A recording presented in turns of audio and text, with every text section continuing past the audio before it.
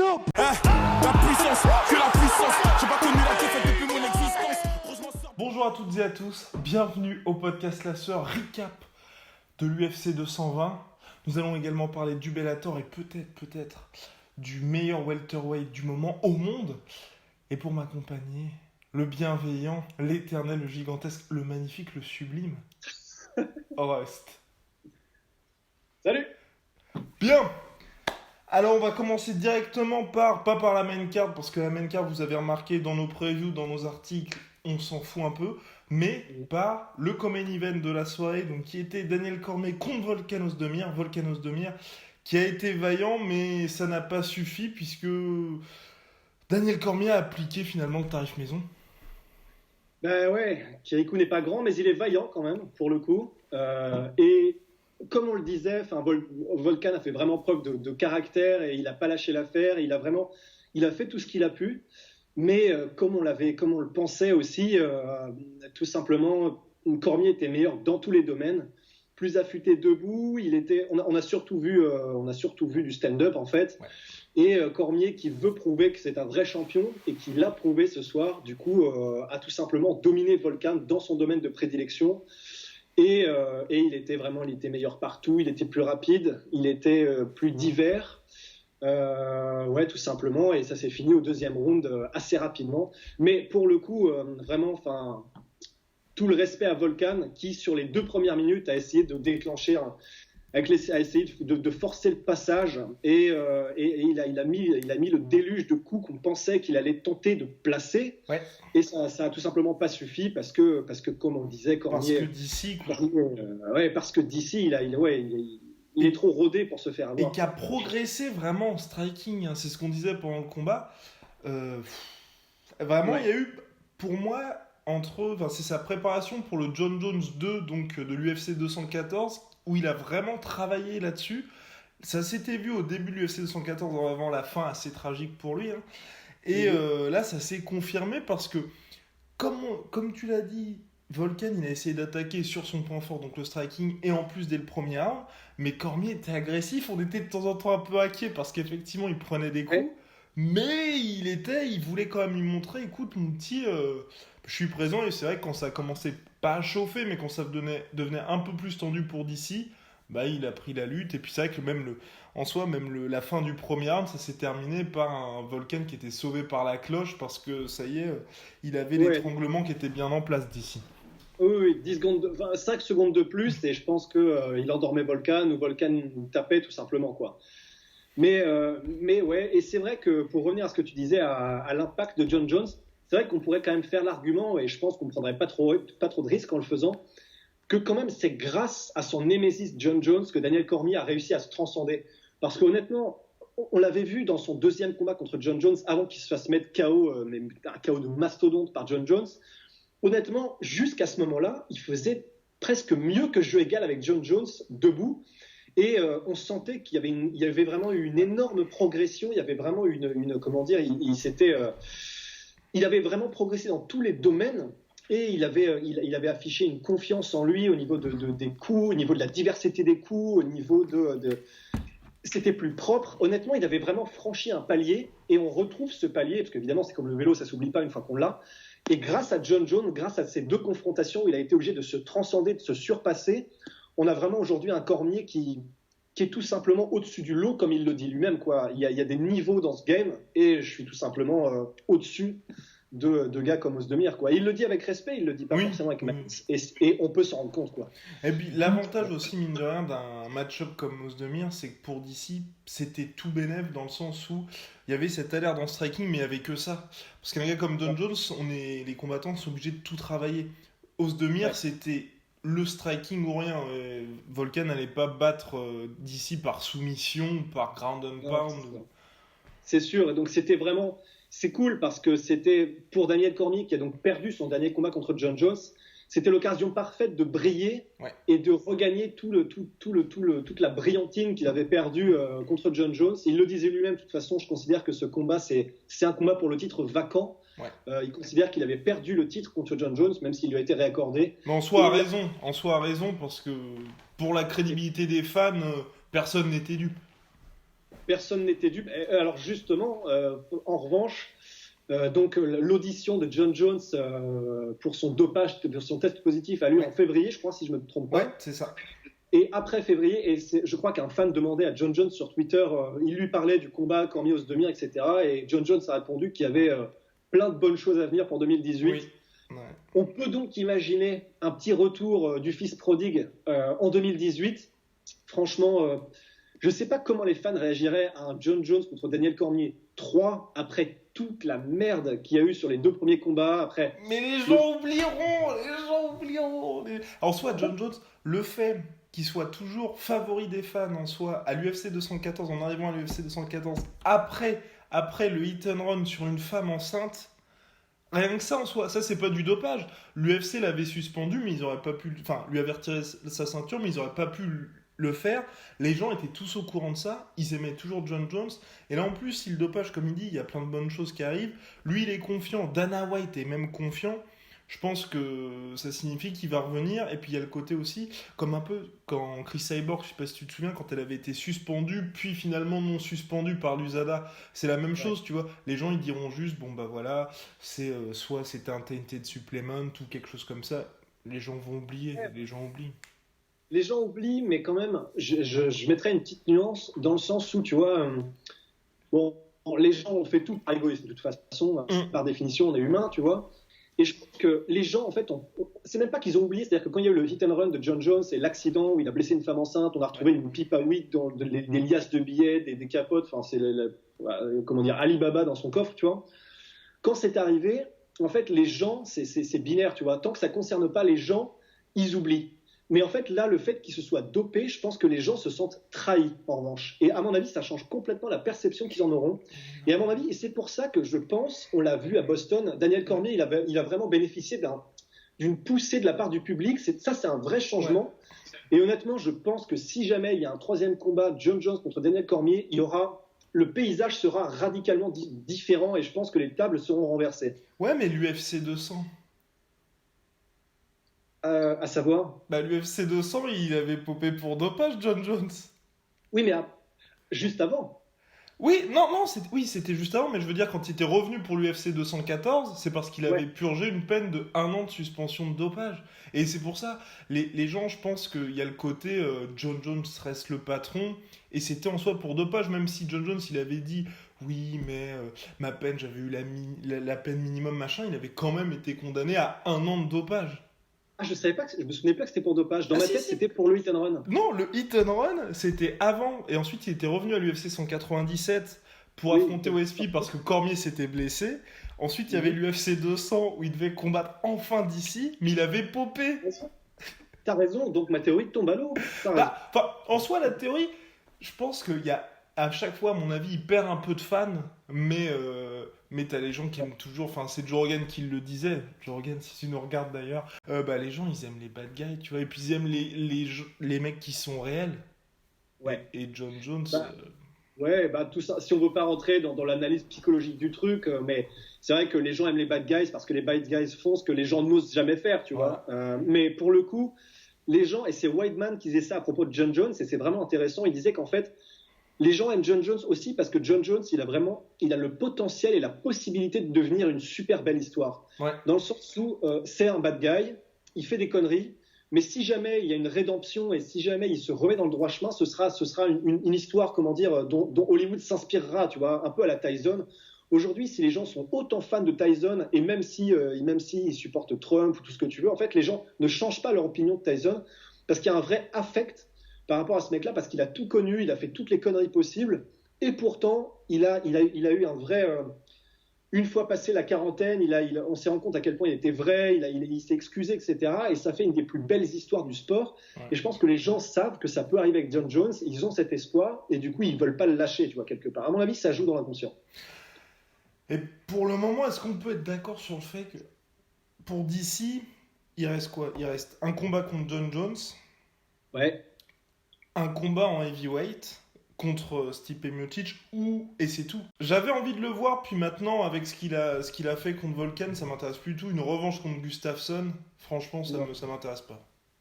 Ça m'intéresse pas non plus, et en plus, et je pense pas que ça n'intéresserait les gens, parce que même si Gustafsson, les gens l'aiment, Ouais. en fait, en particulier les Européens, je suis pas Ouais. sûr qu'il était une énorme draw en termes de pay-per-view. Mais même maintenant, le fait que, bon alors ça c'est moi, tu vois, mais le fait que maintenant il ait radicalement changé son style de combat, même s'il reste très propre, personnellement c'est quelque chose que j'apprécie pas tellement, le fait et pourtant c'est recommandé, hein, certains le recommandent comme Bas Rutten, etc. Le fait, tu sais, de courir constamment Ouais, pour oui. Enfin, ça, je trouve que si les deux combattants font la même chose, t'as pas de combat. Et je pense que les gens, enfin, j'ai vu des critiques un peu comme ça sur les forums justement de MMA Fighting, etc. Il y a ça, son style de combat qui a changé, un peu comme Clay Guida, tu sais, qui était passé de genre comment dire, du brawler, et qui à la fin de sa carrière était beaucoup plus prenait de la distance, ne combattait plus vraiment, etc. Les gens, je pense, ne sont pas trop fans. Et en plus, le Ah fait oui, qu'il non, combatte ça, c'est clair. il est maintenant, il combat une fois par an, Oui. il est souvent blessé, etc. Et il y a aussi un côté, je pense, comme Tyrone Woodley, c'est pourquoi il est mal aimé aussi, c'est parce que il est constamment en train de demander un title shot, et peut-être à raison, parce que peut-être qu'il l'a mérité, mais il est constamment en train de demander un title shot sans pour autant vouloir se salir un peu les mains et combattre un peu les gens de la catégorie et revenir un peu dans le rythme, tu vois. Mais il a Du coup, combattu tout le monde là. Mais de toute façon, on avait déjà parlé, le problème c'est la catégorie là. Ah ben c'est clair. La catégorie heavyweight et light heavyweight, putain, c'est le désert de Gobi, c'est clair. Hein. Il pourrait combattre des Sirkunov, il pourrait combattre ouais, non, sinon c'est que des rematchs, t'as raison. Mais même un Sirkunov maintenant il est. Parce que Sirkunov vient de perdre contre Glovan Teixeira qui s'était pris une branlée sans nom par notre bon vieux Gustafsson, enfin ça n'a pas de sens. Et le problème aussi c'est que il pourrait y avoir éventuellement un rematch contre Manua, mais comme les gars maintenant sont potes puisqu'ils s'entraînent ensemble, là Ouais, c'est aussi compliqué. ça bloque un peu quoi. Ouais, non, c'est clair. Il n'y a plus beaucoup de possibilités. Ils peuvent commencer à faire des rematchs. Donc il reste ça pour notre cher Cormier, dont un passage chez les heavyweights pour affronter le champion qui l'auto-proclamé greatest of all time, Stipe Miocic. Est-ce que le plan, ce serait pas parce que notre cher Dana White, donc président de l'UFC, a émis l'hypothèse d'un combat Daniel Cormier-Miocic? Est-ce que le plan machiavélique de Dana White, c'est pas en juin un petit combat d'ici Miocic? Peu importe qui gagne, le gagnant combat ensuite John Jones. Avec, dans la tête de Dana White, une petite victoire de Daniel Cormier et un combat Cormier-Jones pour la ceinture heavyweight. Wow. Jones, Miocic ou Jones, Cormier. Bah, ça vendrait, ça c'est clair. En plus, ça ferait du sang neuf, ça ferait une nouvelle trame un peu scénaristique, etc. Donc pour les gens, ce serait tout bénef. Après, en fait, en réalité, pas forcément grand-chose s'y oppose, parce que John Jones a toujours exprimé son désir de monter chez les heavyweight. Daniel Cormier, il en redescend. Voilà. Donc ce serait largement possible, d'autant plus que, comme on l'a déjà dit et redit, mais vu l'état un peu de délabrement total de la catégorie heavyweight, il y a fort à parier que Dana White, justement, voudrait que John Jones ou Daniel Cormier remontent. Après, si j'ai bien compris, Daniel Cormier, dont les weight cuts sont de plus en plus durs. Ouais, en fait, les vidéos sur ses réseaux sociaux. Ouais. Du coup, et même contre Volkan Ozdemir, je l'ai pas trouvé énorme. Daniel Cormier. Ouais. Du coup, à mon avis, je pense qu'il a baissé un peu son poids naturel pour que les weight cuts soient moins difficiles. Et du coup, je suis pas persuadé quand il tomberait contre des mecs du coup de 110, 112 kilos, 115, 120 si c'est Ngannou, ça pourrait être compliqué. Mais je pense qu'il le ferait. C'est-à-dire que Daniel Cormier, si c'est pour un dernier combat, tu sais, un départ en fanfare, je pense qu'il serait prêt à tenter de rentrer dans l'histoire par la grande porte. Du coup, c'est pas à exclure. Mais Sachant que Cormier a dit aussi ce qui est intéressant. Mais là, il y a pour 2018, là, je pense qu'il va y avoir pas mal de combats intéressants, dans le sens où Cormier a répété qu'il allait prendre sa retraite avant ses 40 ans, qu'il n'allait pas combattre après ses 40 ans. Oui, c'est vrai. Daniel Cormier est né le 20 mars 1979. Ce qui veut dire qu'il nous reste 1 an et 2 mois, et 3 mois de Daniel Cormier. Et c'est pas beaucoup. Hein. Et c'est pas beaucoup, ça veut dire au maximum 3 combats, je pense. Voilà. Au rythme où il combat. Ouais. Et si blessure, il n'y a pas. Et si blessure, il n'y a pas. Donc 3 combats. Pour lui, ce qui reste, donc ce serait quoi? Ce serait un combat contre John Jones pour enfin espérer pouvoir l'emporter. Ouais. éventuellement une ceinture poids lourd, et sachant que le seul argument qu'il avait contre ça, c'était le retour de Cain Velasquez.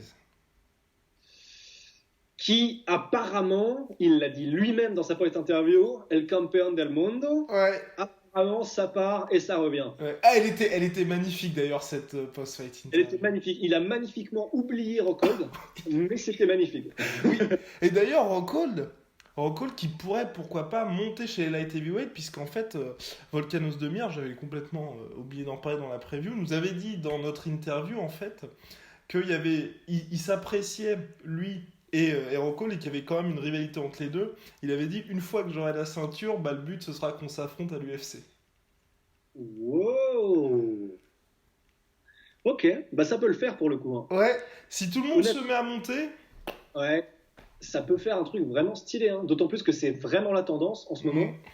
Et pour le coup, Luke Rockhold qui a 1,91 et qui est pas du tout un petit middleweight, honnêtement, il aurait largement sa place à côté des gars qui en ce moment.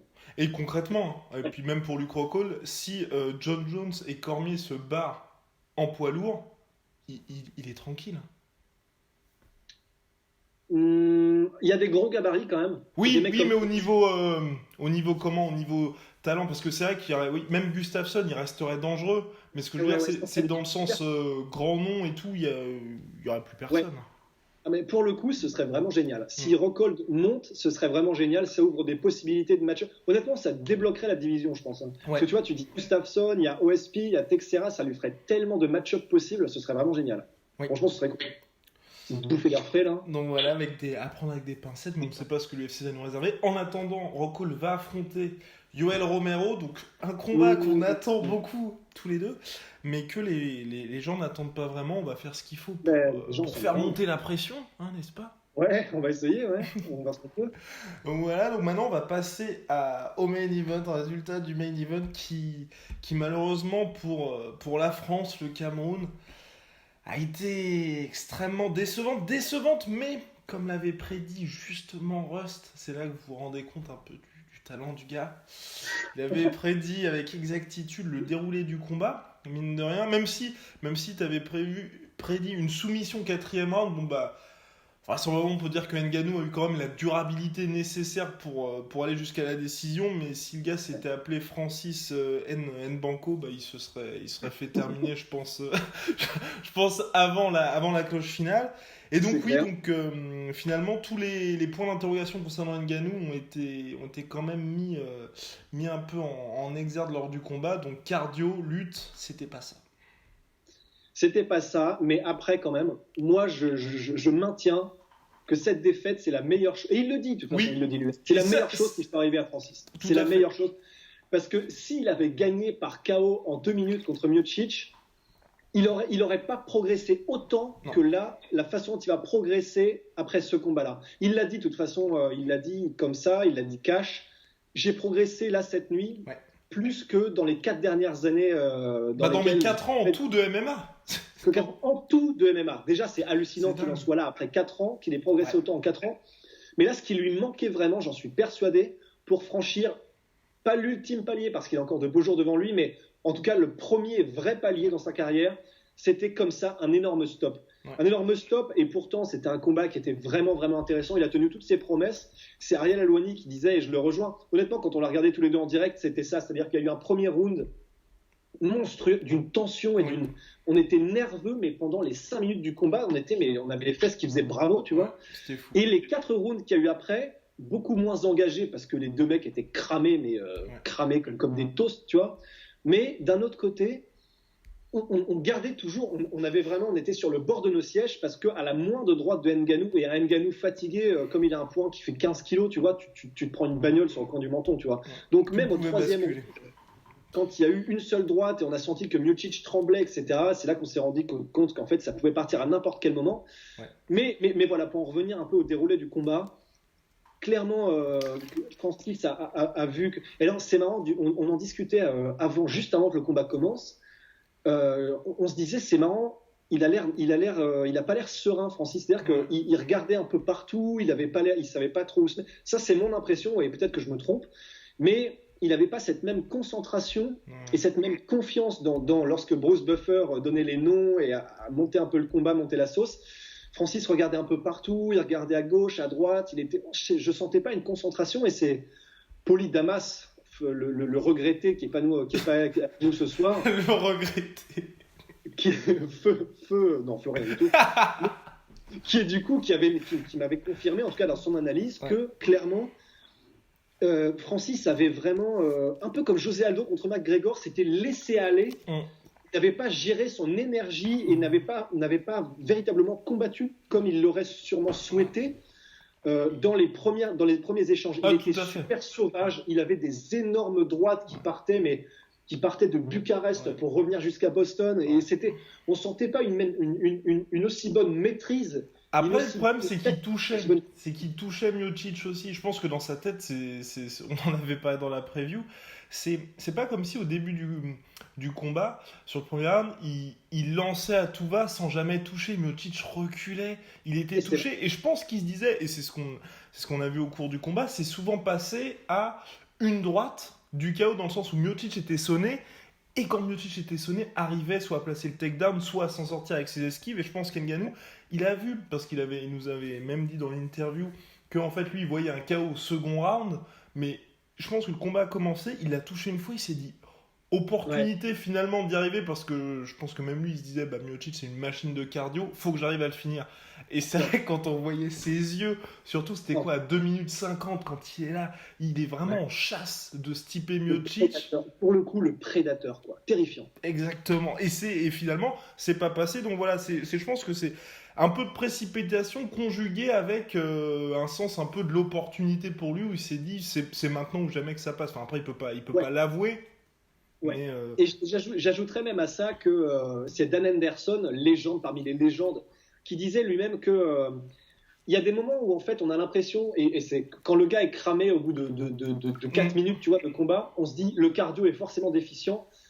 Mais il y a des cas aussi où quand le combattant qui a le pouvoir de KO, qui sent qu'il peut mettre la pression, voit qu'il a touché et voit qu'il a l'avantage et qu'il peut finir le combat et qu'il se rue sur l'adversaire pour finir le combat, il y a une espèce de savant mélange il y a un rush d'adrénaline, il y a quelque chose qui se passe qui fait qu'en fait, il se laisse complètement aller et il n'a plus aucune gestion réelle de son énergie, et en réalité, en tentant de finir le combat à tout prix dans les secondes après qu'il ait vu le sang, c'est là où clairement en fait il se crame, il se grille. Et c'est pas nécessairement qu'il n'a pas de cardio, parce que je pense qu'il aurait le cardio, même si il a une masse musculaire qui est conséquente. Oui, tout à fait. De toute façon, au 3e, 4e round, il aurait forcément faibli.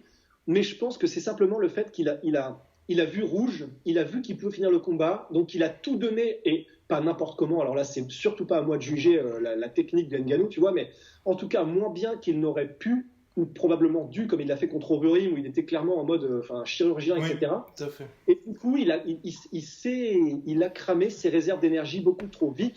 Mais je pense que son cardio n'est pas aussi mauvais qu'on le dit. Non, mais de toute façon, si, le problème, oui et non, et c'est pour ça que ce combat-là va être vraiment bien pour la suite. Tous ceux qui disent oui, il y a un certain palier qui franchira jamais.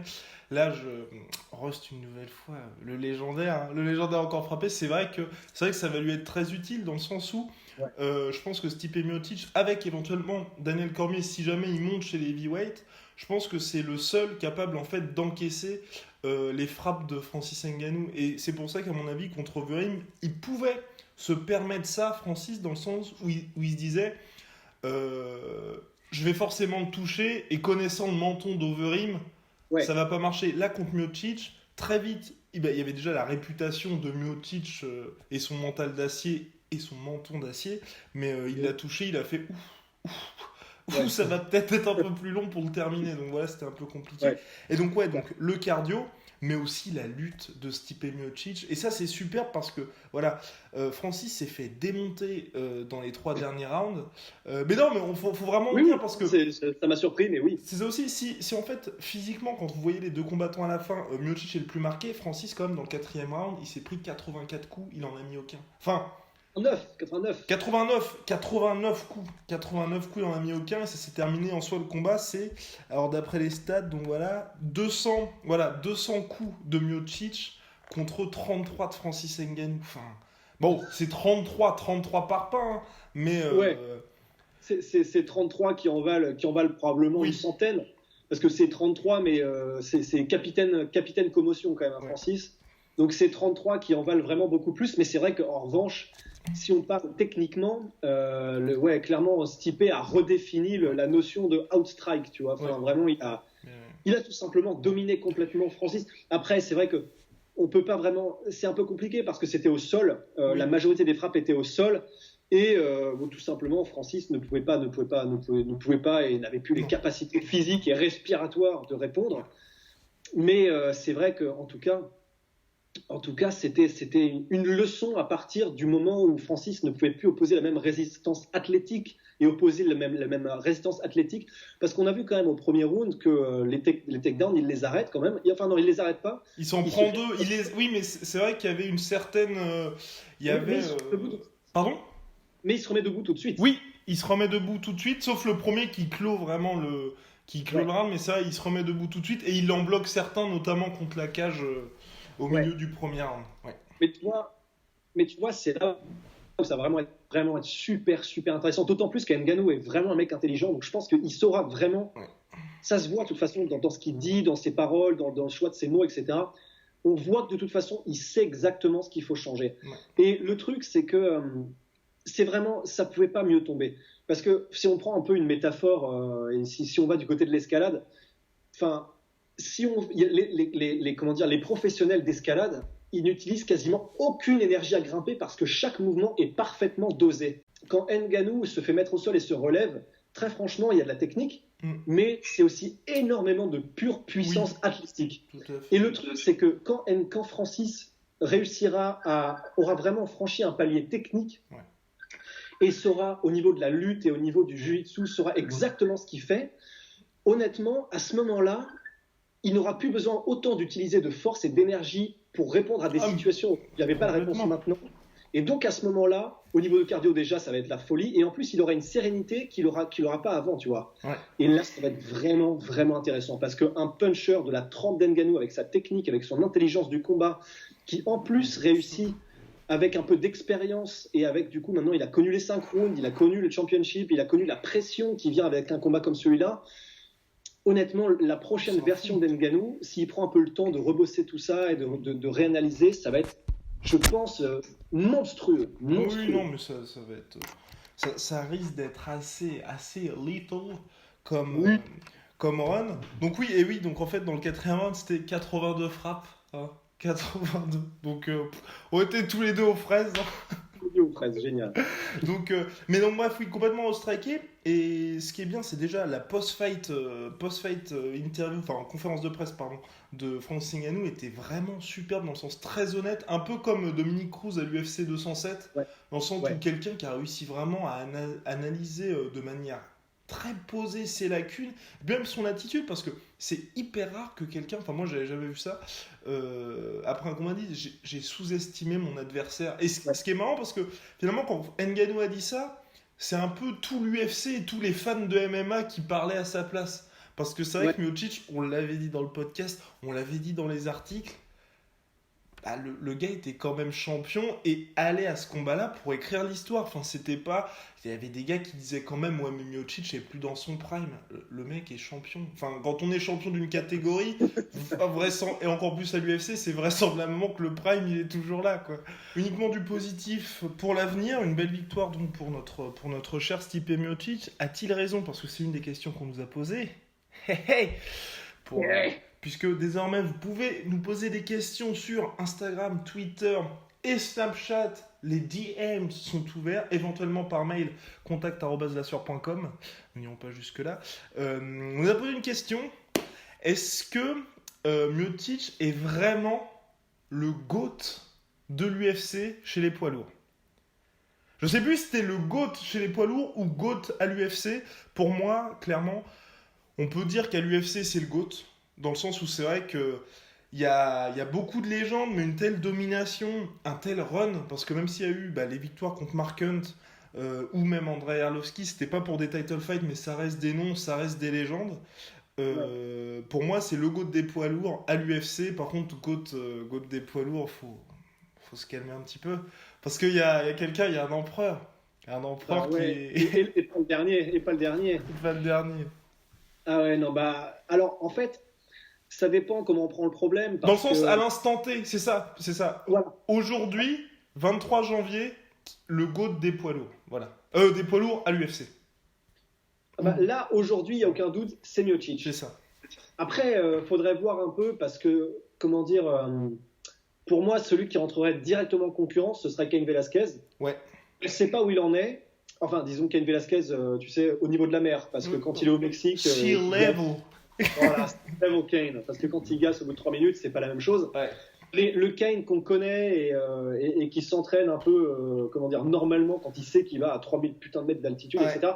Ce Kane-là, je donnerais très très cher pour voir un combat entre lui et Stipe, parce que très honnêtement, là, ce serait vraiment le GOAT de l'UFC sans aucun doute. Après, Ah oui, mais même- c'est ça le problème, je pense, pour l'affirmation de Stipe Miocic, c'est que pour moi, elle est uniquement valable aujourd'hui. Parce que je pense que, dans même 3 ans, Francis Ngannou sera revenu, Kane sera peut-être revenu, et il y a beaucoup trop de points d'interrogation pour dire que c'est un peu à la John Jones, ou dire le GOAT chez les light heavyweight, c'est tel mec, et puis on sait que ça va durer pendant encore de nombreuses années, quoi. Ouais. Bah, c'est vrai qu'on peut aussi prendre du coup le point de vue de même pas se placer aujourd'hui on est le 23, au 23 janvier. Oui, 23 janvier, oui, tout à fait.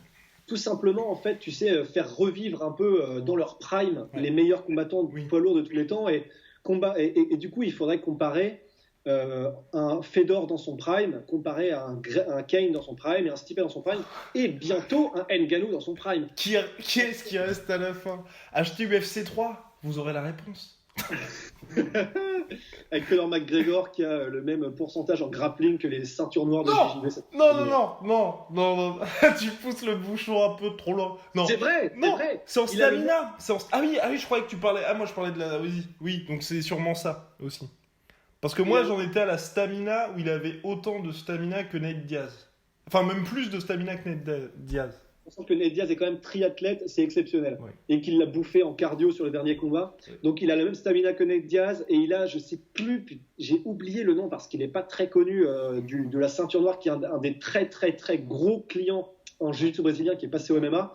Et Conor a le même niveau en grappling, c'est extraordinaire. Donc bref, enfin un très bon jeu j'imagine au demeurant, hein, je ne l'ai Oui. pas encore testé. Mais Le test arrive bientôt sur la sueur.com. you know it. Mais du coup, pour en revenir à nos poids lourds, il faudrait du coup comparer et faire une analyse poussée entre un Fedor et les compétences et les caractéristiques d'un Fedor dans son prime, avec un Kane, un Stipe et un futur Ngannou. Très honnêtement, et pourtant Dieu sait que il y a les frères Diaz et Fedor, c'est probablement mes combattants préférés aussi, donc j'ai quand même, Oui.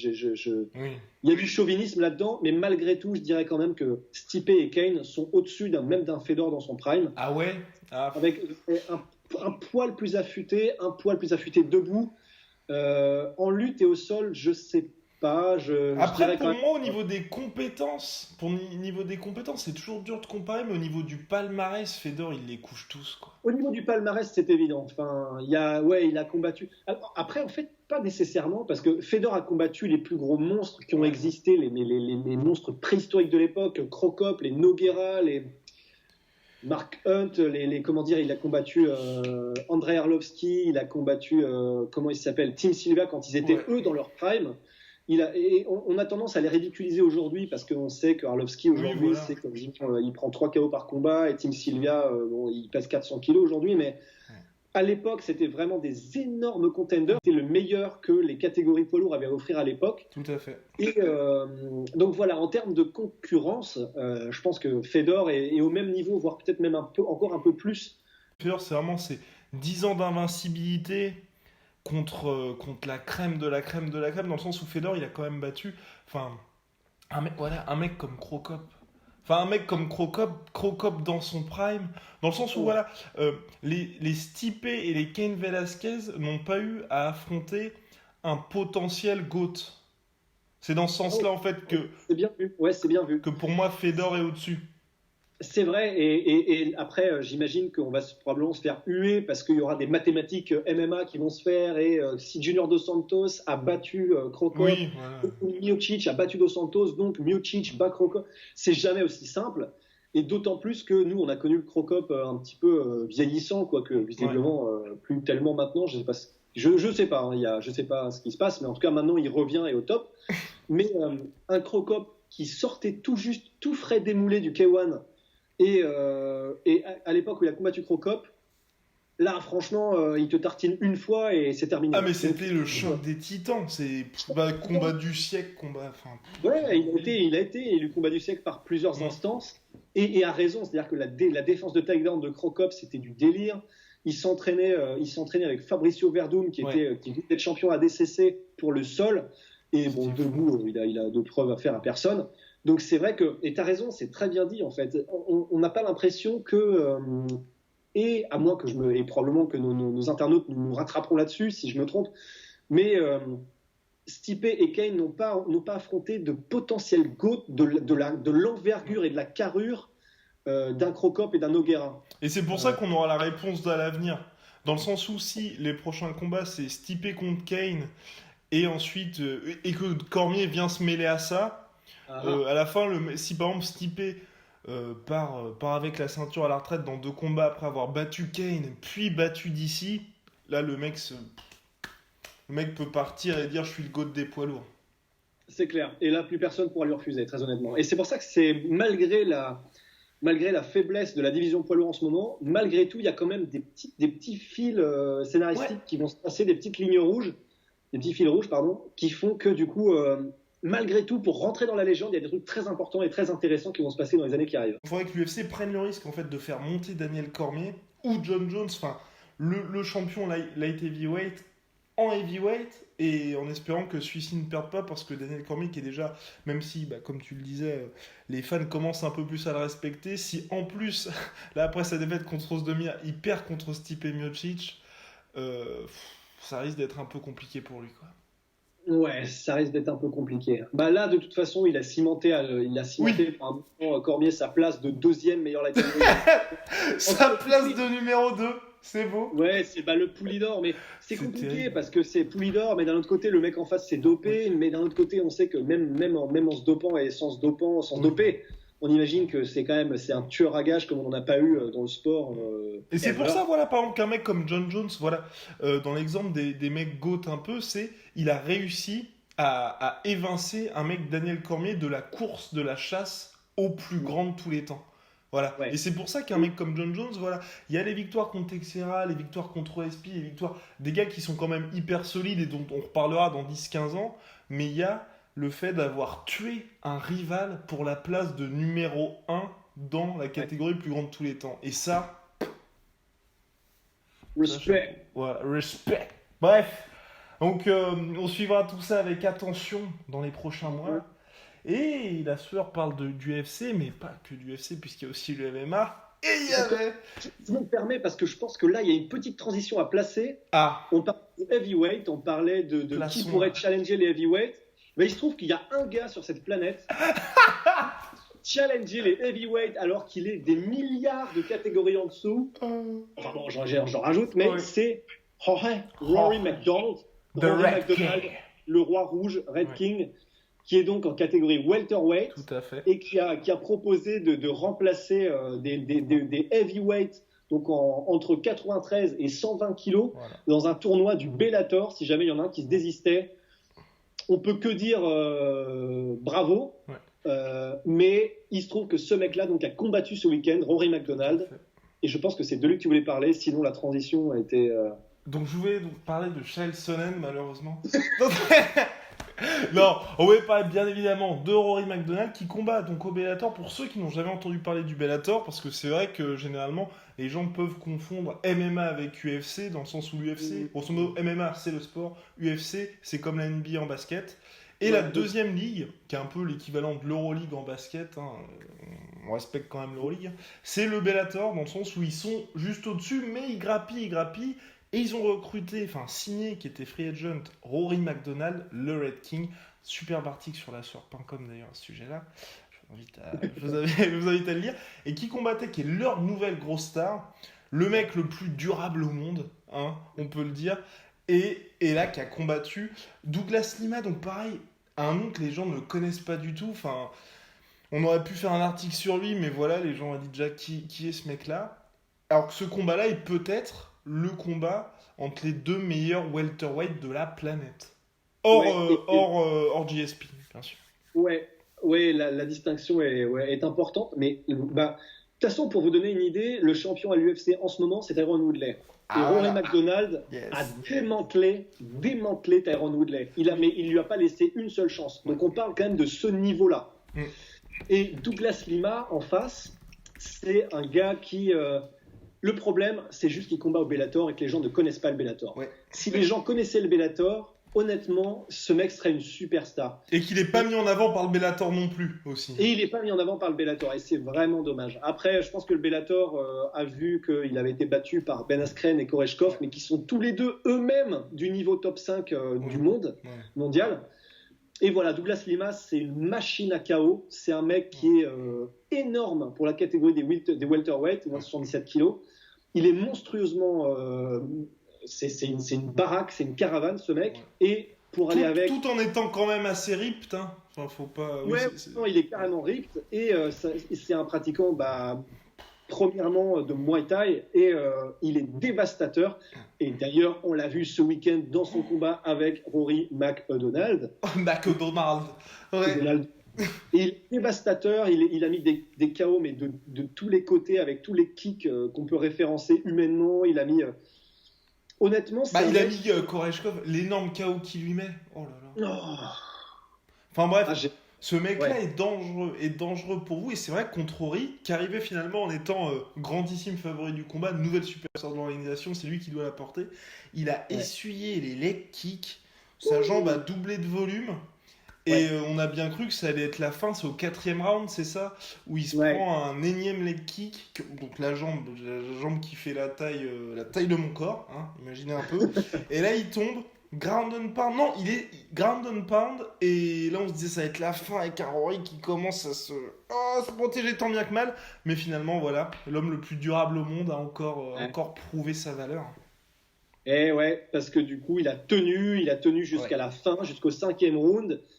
Et il a tenu tout en ayant réussi pendant le combat à gagner suffisamment aux yeux des juges en mettant au sol Douglas Lima et en l'y maintenant et en réussissant à faire un peu de dommages, vraiment tant bien que mal comme il pouvait, mais en tout cas en termes de contrôle, c'est ce qui marque des points dans les rounds. En termes de contrôle, il a réussi à gérer Douglas Lima, le mettre au sol, l'y maintenir et le contrôler.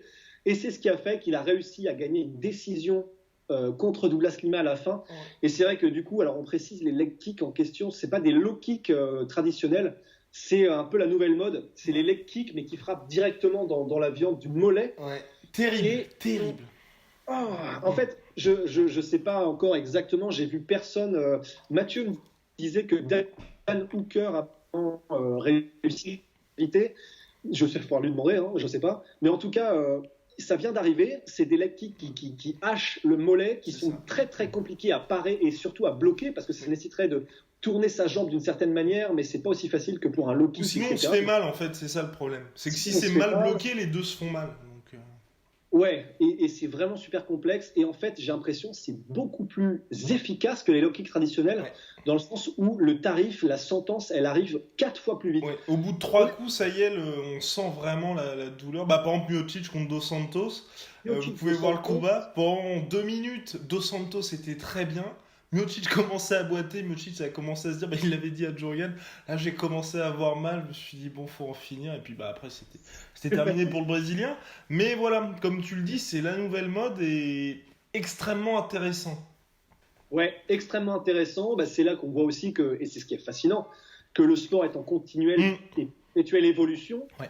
Et c'est encore un bambin, hein. Le MMA c'est encore un gamin, là, c'est encore un orgnard, il continue à gagner un petit peu en nouvelles techniques. Enfin, c'est pas nécessairement des nouvelles techniques parce qu'elles sont connues des autres arts martiaux, mais en tout cas, elles sont de plus en plus utilisées en mainstream.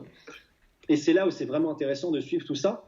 Et oui, pour revenir au leg kick, du coup, en plus, quand c'est Douglas Lima, qui est donc à la base connu pour ses kicks, qui en met à la sauce maison, c'est vrai qu'il a suffi de 2 ou 3 pour qu'en fait, on voit déjà Rory McDonald commencer à boiter. Ouais. Et on a vu que ça commençait déjà à le gêner à tel point qu'il a commencé déjà très très tôt dans le combat à essayer de mettre au sol vraiment presque dans l'urgence Douglas Lima parce que c'était plus le moment d'essayer de voir si il pouvait tenir debout face au Muay Thai, etc. C'était juste histoire de toute façon ma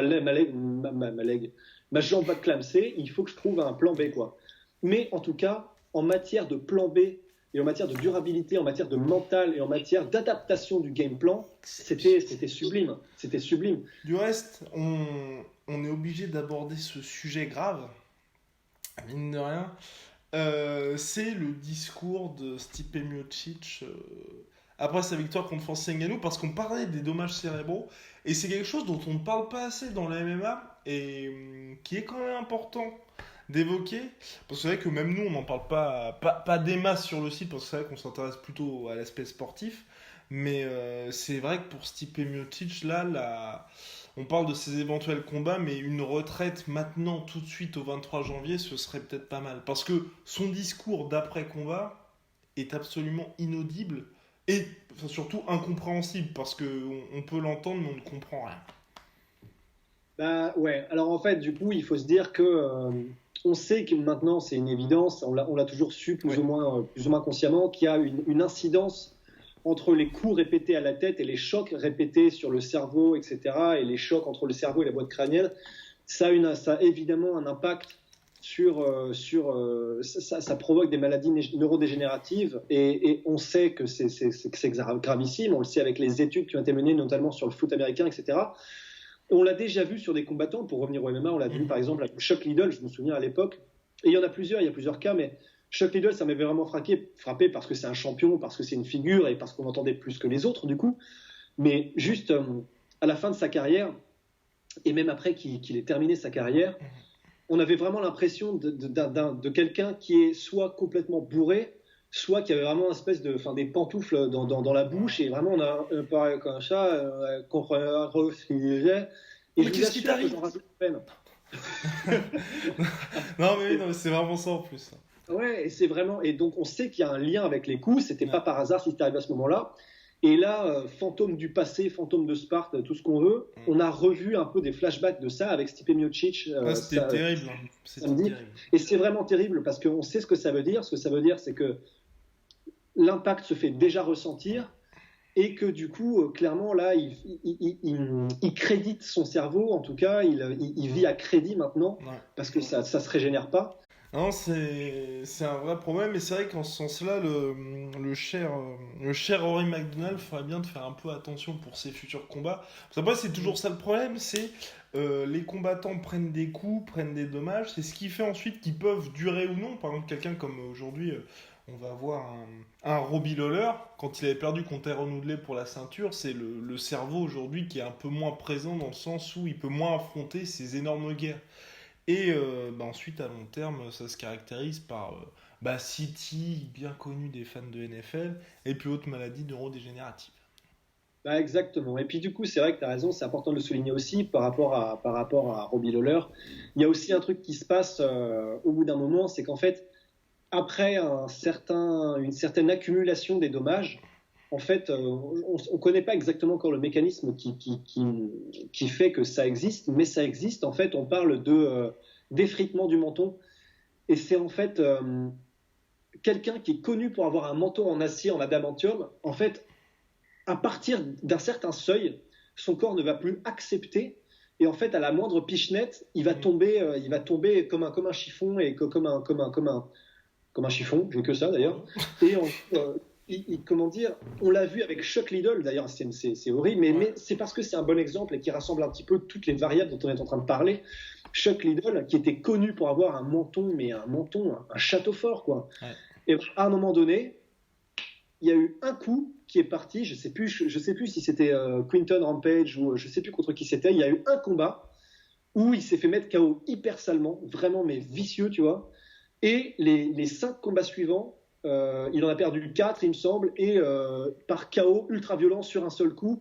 Et on sentait que, alors qu'à un moment donné dans sa carrière, il pouvait, vraiment manger les droites comme des bonbons harlequins, tu vois, il pouvait plus. Et maintenant, à la moindre secousse, son menton décrétait qu'on ne peut plus prendre autant de dommages. Et pour lui éviter d'en prendre plus, c'était lights out et comment dire, c'est presque comme si sa tête commandait au reste de son corps de tomber pour éviter de prendre plus de dommages. Et ça, c'est un phénomène qui est vraiment récurrent et qu'on voit. Et Stipe Miocic, avant que ça n'arrive, ce qui serait très très mauvais signe, ferait vraiment bien peut-être de considérer d'arrêter maintenant, alors qu'il a battu tous les records, il a battu la 3e défense de ceinture d'affilée, ce qui n'était jamais arrivé. Il a combattu le monstre dans la forêt. Et ce serait vraiment beau qu'il arrête. Je pense qu'il a eu un bon payday aussi. Il a dû s'en mettre plein les poches, et heureusement. Ouais. Donc sur cette note un peu plus triste, nous allons vous laisser. En préparation d'un énorme Derek Bronson contre Jacare Souza. Et puis on va se retrouver la semaine prochaine ou avant pour parler de MMA ou autre. Mon cher Rust. Ouais. Si tu as quelque chose à dire à l'audience. Pas spécialement. Ouais. Bon voilà. Allez. See ya. I back it up. La puissance que